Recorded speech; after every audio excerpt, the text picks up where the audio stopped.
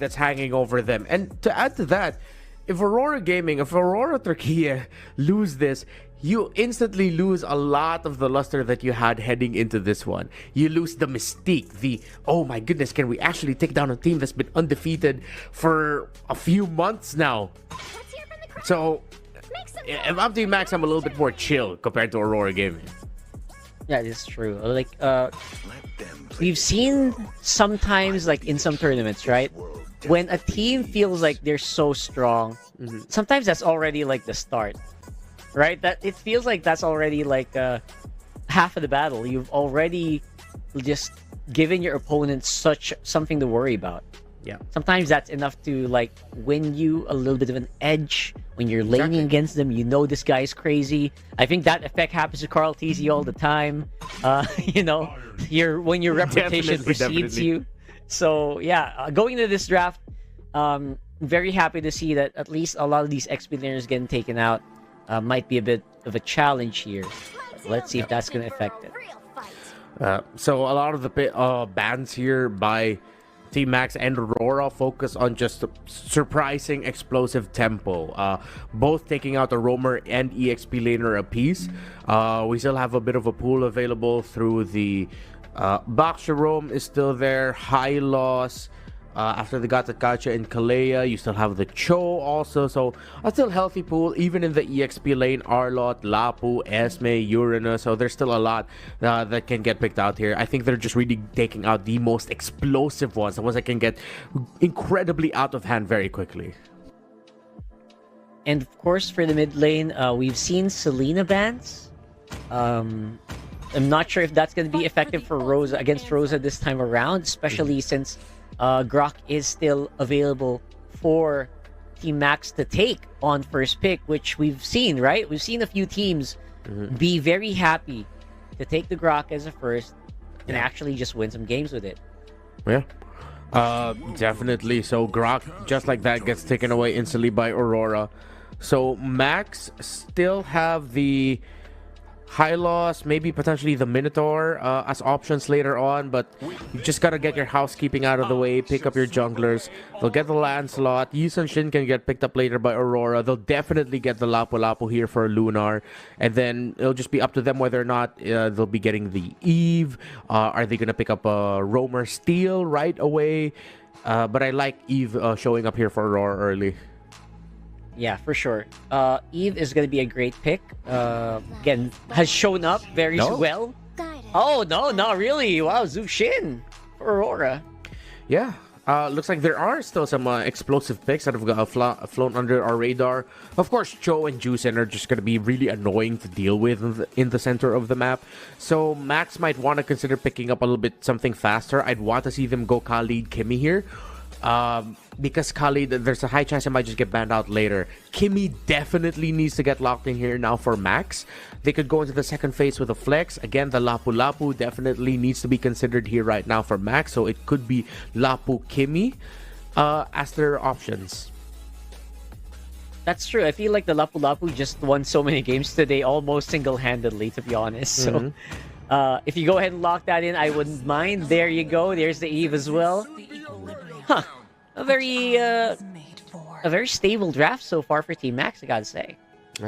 So one of the reasons why I didn't want to suggest the Alice here, or excuse me, the Eve, is the thought of the Alice and even the Esmeralda. We know Eve can make shields for herself, and usually not the biggest fan of Esmeralda coming in the first phase of the draft, but in this scenario, it makes a lot of sense. You see the Lapu on the other side. Team Max needed to pick up the Lapu. They couldn't have picked up the Esmeralda for themselves. They needed even more explosive damage to match what will be an explosive rotation out of the center of the map. Just wish the mid lane pick would have been different, but hey, this is Bimo the Keys, one of his favorite heroes. But I'm just surprised because, again, their tendency was to pick up the Kimmy if it's available for them, but they didn't go for it. Yeah, I mean, where is that Kimmy right now? It's impossible to go in the gold lane at this point, right? So we're actually going to be spotting a jungler pick for Aurora Gaming. They have, again, I would not be surprised if I see a Fanny here somewhere, but most likely it's going to be a Yisan Shin or a Hayabusa, right?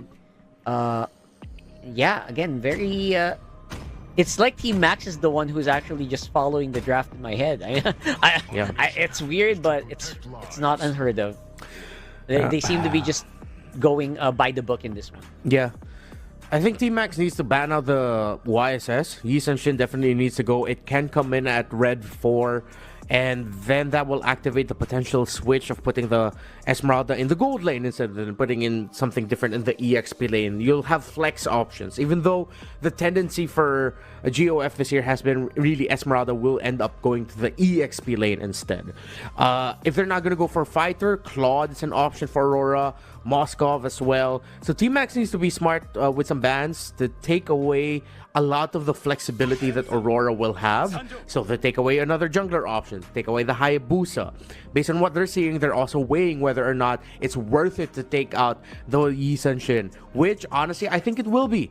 If the Yi Sun-shin gets taken out here, the best junglers in the meta are gone, and most likely they're either going to go for tank, Box is still open, or risk with Freddy another boy. assassin.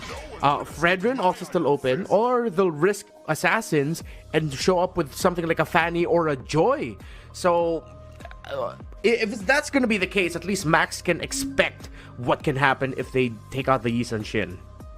Yeah, that's really good. It's actually gonna just stop, or actually just gonna slow down the roll here of Aurora if the Yi Sun-shin is locked in. But if you leave it open here, boy oh boy, I'm just gonna go ahead and say that Aurora is gonna have a huge advantage, despite again very strong power picks like the Lapu, like the Lancelot, and the Eve on their side. Yeah.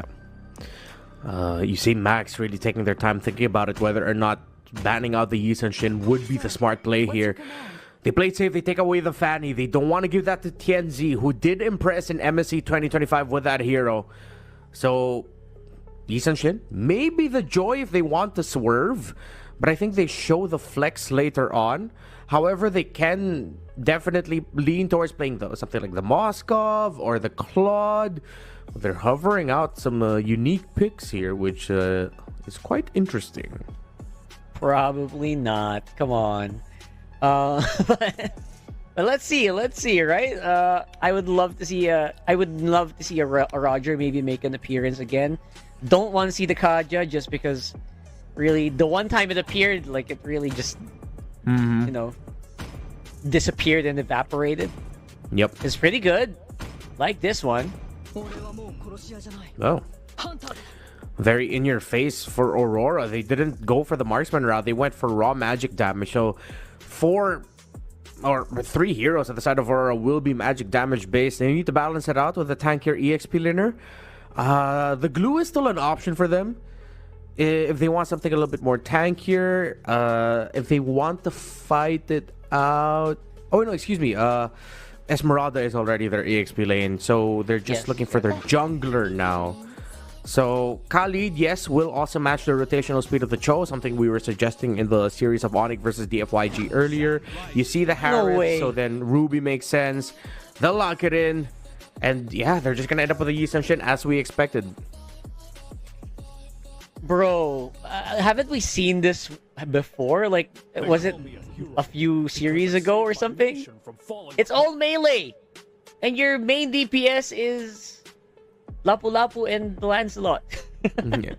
Well, Sorry, and the Eve, rather. Yeah, they have the Eve, so should be okay. The difficult thing is, yeah, they knew the Yi Sun-shin was coming, but they still decided to go for all melee. Which, again, could be good. Yi Sun-shin could have a hard time. That's possible, 100%. But how are you gonna fight in range? How are you gonna take out towers without wiping out your opposition first, right? So I still think that, as much as it's really good to, like, what do you call that? Just wail on your opponent, just dump on him, and create a death ball. Sometimes that can fall apart so easily. We have seen this happen, I think, literally yesterday. Yeah. I mean, it was Onyx versus Homeboys where we saw that the lack of range and going all melee didn't work out well for them. At that time, it was Yi Sun-shin and a Kimmy that they had to deal with. This time around, though, Team Max only needs to deal with an Yi Sun-shin. Still, it's a huge gamble to see whether or not this will work for Team Max. Their pieces make sense. The lineup makes sense. It's just whether or not the lack of hardcore range is actually going to come back to bite them. Their main ranged option is their mage. That's true. And again, we've seen earlier that once you lose your real-world manipulation, once your opponent dodges out of it, sometimes you're really just left running back to your tower and waiting for the cooldown. So, again, benefit of the doubt here for Team Max. I'm pretty sure they practiced this. I'm pretty sure they have a game plan in mind. Again, it is against a pretty nerfed up Zushin, but look at that. Just like out of nowhere, able to take out the Khalid with almost no resistance whatsoever. Yeah, at that point, you don't need to delay or try to stop taking out the golem. You're just going to end up giving a kill. Although the kill went to Pagu, a kill is still a kill that you're ended up giving to the opposing team at the end of the day. So I think Cypher just needs to cool down a little bit in terms of defending the jungle. He definitely could have just given up that position and then either just make sure that BMO is safe in the mid, or he's spending a little bit more time quickly clearing up the minion waves instead of giving a kill like that. Absolutely. Again, the point here is to slow down the Yi Sun Shin, right? Not give him an assist, not to give him gold. So, absolutely right. Let's go ahead and see if there's going to be any bounce back here from Team Max. But definitely, their early game has been slowed down quite a bit. Yeah. So, Cypher really needs to be the one setting the tempo here for the team, but he can't, and he's just gonna get punished. Not like this! You don't need to be giving vision like that! But he buys a little bit of time. Here comes King Ares. And there you go. It feels like there's just no other way around it. It is gonna be the dog pile here, coming in from Aurora Gaming.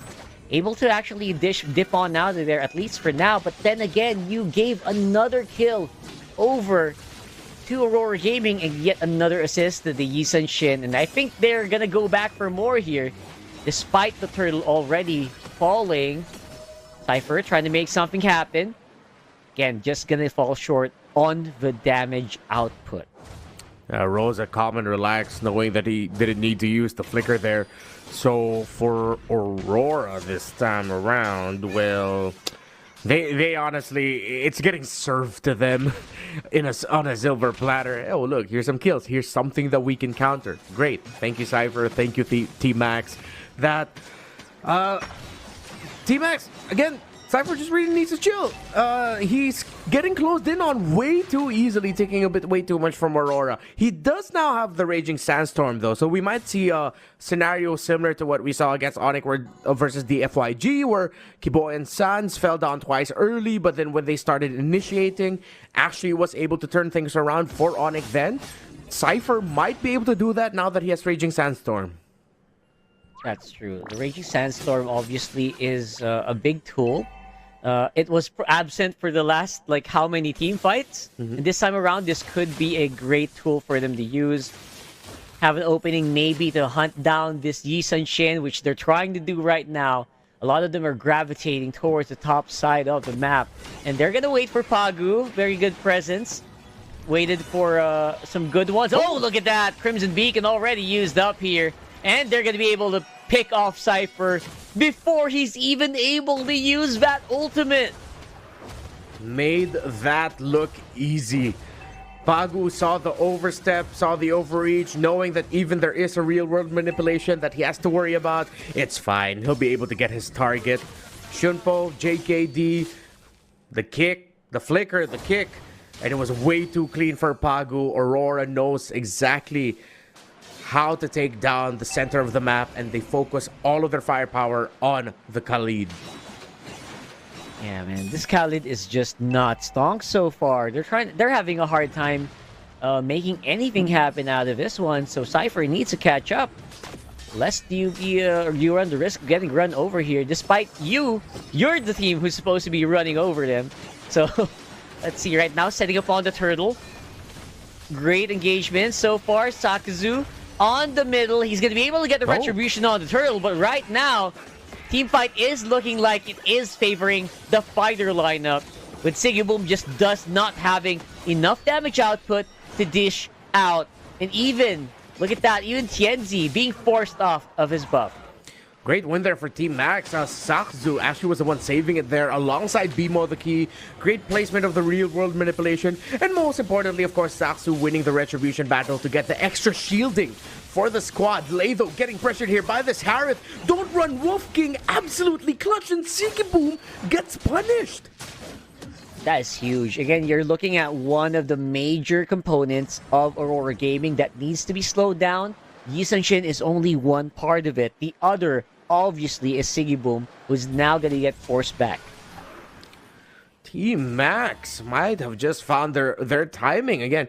It's not coming through surprise initiations, but Cypher, but great overall team play by Team Max to now make this a pretty even game. Pagu just built up the dominance. I should help with a lot of the spell vamp and regen that Team Max has for their fighter-centric lineup. While for Aurora, they do still have a saving grace in the fact that Kenzie was undisturbed in the farming process. 1-0 and 2 has a level advantage over Saksu, which means that the YSS is good. The question is Sigibum comfortable? Does he have enough damage on him? If not, they can slow down the tempo just a little bit, knowing that their YSS is already good in the farm. That is true. I mean, even if the Harith does fail, eventually it will be able to catch up, right? Like, it's just an inevitability as long as the other 4 members actually just go ahead and just keep control of that mid area. Yeah. Or obviously the opposite side, which is going to be having that turtle up in the next few seconds. The 7-minute game could spawn into a Lord, but looks like they're going to go ahead and choose to find a target instead on their opponent. It's going to be Bravest Fighter used up, and the Zalan Force already on the ground. They might just make a beeline for that turtle. But looks like Team Max is very happy to fight this one alongside them. Sakizu up on the middle. And again, they will be able to secure that turtle. That's a very big dog pile that's being done by Team Max. But again, the battle is going on for so long. It's a second Zaman Force, which they will be forcing him off of. And even Rosa can't really do much about it as well. Team Max, absolutely impressive team fighting, and again, the real world manipulation has been key. Sakzu, look at him! Single-handedly finding Sigiboom in his own base. Double kill for the Lancelot. And this dive composition, it took a while to, to get some speed, but so far it is working. They're slowing down the tempo of Aurora Gaming so much that they're actually ahead of the gold now. Aurora. Shocking results here so far from Team Max. Saksu on point. King Ares, really great land shaker as well to eventually catch out Rosa. And I think it's the counterplay that Aurora Gaming are getting caught off guard by. They're initiating through Pagu. Cypher's getting saved now by Bimo the Key, and he has a little bit more sustainability on him that he can survive getting kicked back by Pagu. They take hits and they get slowed by, immobilized by the real world manipulation, which sets up King Ares, Zakzu, and Lei to come in for the chase down. All of their crowd controls chaining together. Again, they don't have a lot of damage, but they have a lot of time that they can extend so that Zakzu can eventually finish everyone off, and even Bimo can finish everyone off. And maybe after that, that's when they take these towers, right? That's when they go for the really big pushes. Pagu misses out on that flicker. Huge blunder. And that might cost Aurora in the next 2 minutes. They're not going to have like that strong engage factor that you have when you usually have a Cho. And now Pagu's going to have to do this mano-y-mano. Yeah, he'll have to be really honest with it. Maybe get a little bit of help from Lunar through the Falling Star Moon. They can't get Tienzi to initiate. He'll be covering with post-initiation crowd control. But Team Max, they have so many initiators, and they forced out the Crimson Beacon already from Rosa. This is bad news for Aurora. Yeah, they've got so many to deal with here. Look at that. King Ares, though, gonna get knocked up and forced up. There's a manual kick that we're talking about. King Ares gonna fall, so that's a major one removed. Cypher trying to fight it inside the real world, or the Zaman Force rather, but while all that's happening, Team Max actually already got away with the Lord. Now the question is, will they get away with their lives? We're gonna have to wait and see as Lunar is charging up that falling star moon, somehow, some way, Team Max is going to be able to get away. And now they have a Lord walking on the bottom with King Ares and Cypher following soon. Yeah, that was just Aurora Gaming balancing out their losses. Zhu was locked into the Lord, and he got that without a problem, as the other members of Aurora, of course, as we saw, were preoccupied with fighting in the lane. So now, BMO picking up the Lantern here should make defenses and fights even harder for Aurora. That's going to be the sudden spike up in damage that you expect from the Eve, especially since there are a lot of extra HP heroes and items that are getting picked up naturally over the course of the game. Team Max, they can just continue this as long as they don't overheat, because BMO the Key's positioning has been immaculate. Absolutely, and look at that. King Ares preempting with the Bravest Fighter. And here comes that Raging Sandstorm. It misses on the Pagu. He's trying to buy some time, but he's not really buying much. And there you go. Rosa forced out of the Crimson Beacon as well. My, oh my. This game is running out of Aurora Gaming's hands very, very quickly. And it feels like a leak that they can't really stop. Team Max will keep on going. Way too tanky. Sustain overloaded. Despite them having an Harith, it seems like all of the spell vamp, the regen, they have the items to deal with it, but they just have too much of it. Way too much of it, man. Way too much. It's starting to become really hard for them to actually survive. And Cypher, despite having a very bad start, has actually caught up. I mean, he's doing exactly what his job description is supposed to do, right? He's cast a really good Raging Sandstorm, and maybe just isolate and slice through the Aurora Gaming lineup. You don't need to do a crap ton of damage. You can just go ahead and just slice them and separate them, and your job's done. Yeah, everything changed after that one play where Pagu tried to take Cypher down, but then Cypher's escape was covered really well by BMO the Key. And they weren't able to take down the Khalid. They wasted some utilities, and then that was a sign, because the next engagements just became a very similar story of Aurora wanting to start. They got a pretty good angle. They're fighting under the Zaman force, but Team Max just has way too much sustainability, spell vamp, everything to keep themselves alive for so long. Yeah, and they're buying a lot of time as well, right? Like, Team Max, despite them not being able to finish this game, they have so much control. They can just buy some space while they're getting set up on the Lord. They also just fix the minion waves on the bottom, and top side is very easy for them to address as well. So with the broken wall in, they try to go for a bit of a scout here by Cypher, making sure those bushes aren't booby trapped or anything. And now they want to go for it straight into their faces. Look at that, Rosa up in front. And we got Siggy Boom on the bottom, in the mid rather. Oh, stun. Gonna go for the front. Cypher is gonna get stunned up, but he caught that very, very well. This Khalid is more than capable of tanking it up. And now, it's gonna be Aurora Gaming trying to run away from the onslaught after they take the Lord. Siggy Boom making the run for it. Dodges out of the Landshaker, but not much else can be done by Aurora after that. Siggy Boom trying to stay alive. He gets kicked. Siggy Boom gets the shutdown on the Lancelot. And Aurora Gaming are still fighting, but look at Lay! Oh! Don't run, Wolf King! Along with the I'm Offended Flicker to control the members of Aurora. Rosa falls. BMO the Key gets the kill. And Team Max are on the way to ending the game win streak of Aurora. They've been undefeated since MTC Season 6.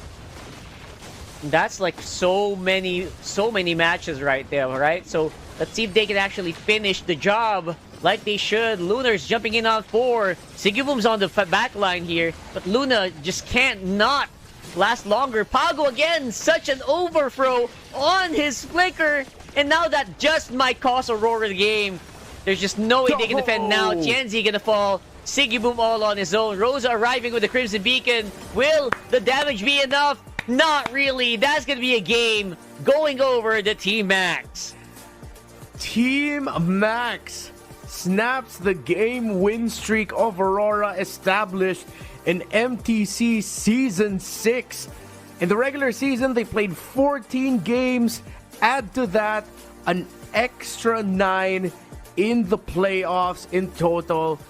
That means after 23 games, Aurora has finally lost the game, and it's up against Team Max from Cambodia. Oh, damn. Wow. I am just amazed out of my mind right now. And I just settled it, Renmar. There's just no such thing as a balanced composition. Just go ahead and go all in the death ball and you're fine. Yeah. But no, I'm kidding. Yeah, I think what we ended up seeing was the fact that Team Max really got to layer their crowd control really well. King Aries, we said heading into the series, would definitely need to step up, and he did. Land Shakers on point, making the most out of those stuns.